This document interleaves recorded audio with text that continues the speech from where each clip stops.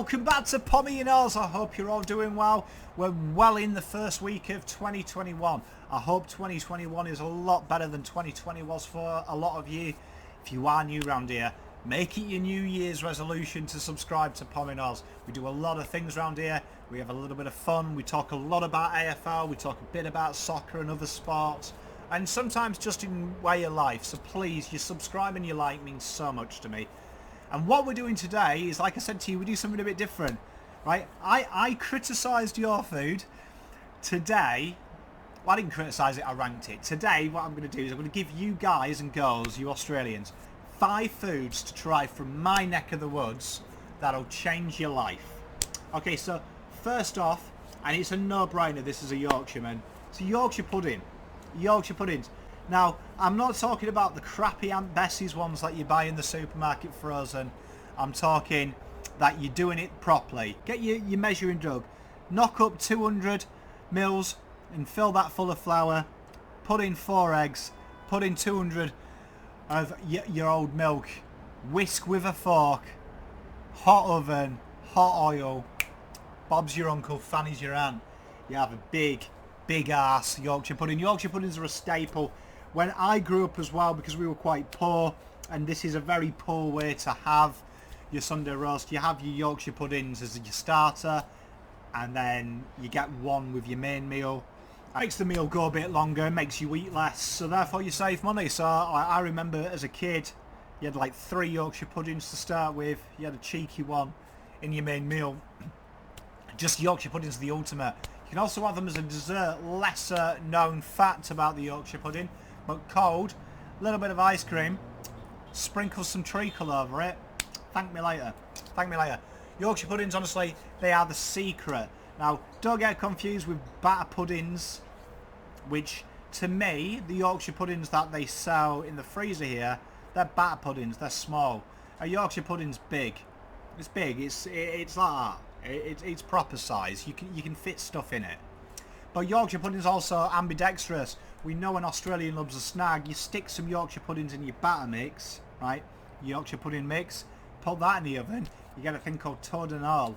Change your life. Honestly, get a Yorkshire pudding in Australia. Get a Yorkshire pudding. Come round to Uncle Pom's. He'll make you a Yorkshire pudding. And that leads me on to number 2. Now, my big bugbear is gravy that's made with hot water and mixed. It isn't gravy. Come on.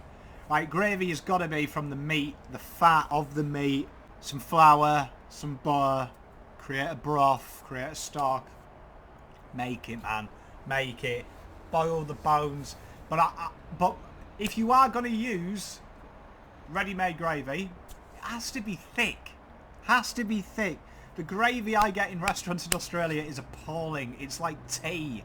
Has to be thick. The spoon in which the mixes it with should stand up straight. Stand up straight. Like, honestly, if it moves, I ain't eating it. It's gotta be thick. It's gotta be its own food consistency. People love the gravy that you get at KFC because that's quite thick and stodgy because it has the mash in. That's what we're talking about. That's what we're going for. Runny gravy, it isn't for me.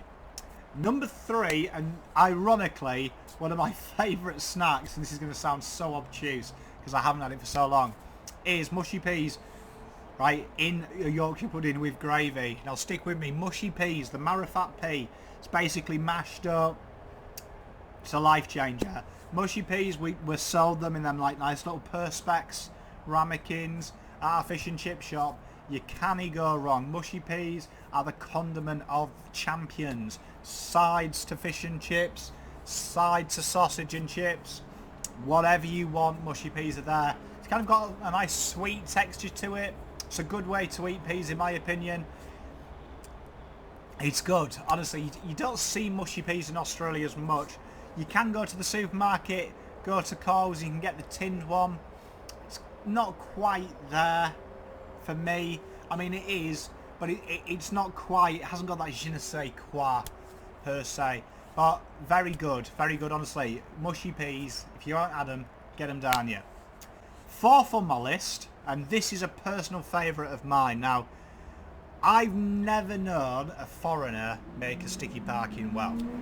Till I met my wife researched this. She went on God knows where she went. Now, sticky parkin is the cake of champions. Sticky parkin can stay in your cupboard. There'll be sticky parkin in pantries everywhere from when nans have made it.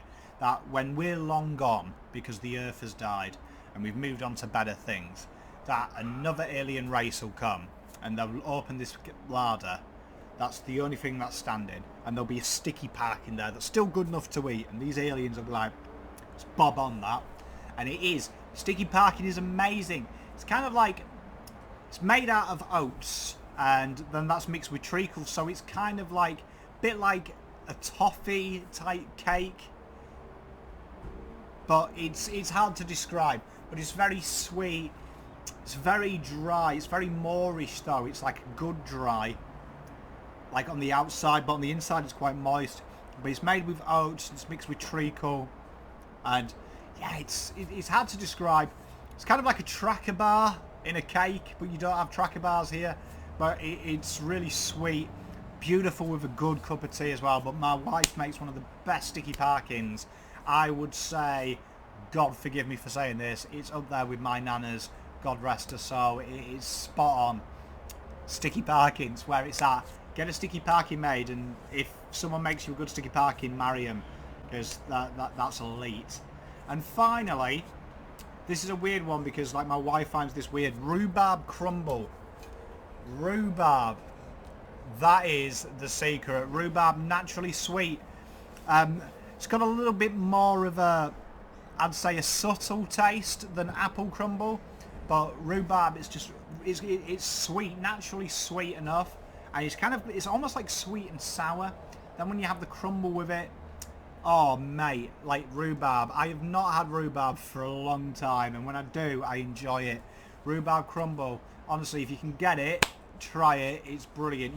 I have seen rhubarb around Australia every so often, and when I do and see it there, I grab it. Rhubarb crumble is amazing. So they're 5 dishes. Please, if you do try them or you have tried them, let me know in the comments your thoughts. I'd love 5 Aussie snacks that maybe I should try, some maybe local delicacies. We know that these are very Yorkshire based. If you spoke to my pop, he was a southerner, he would have changed it a little bit. 5 things you should try. So tell me some of them, I'd love to know. And until next time, I'm out.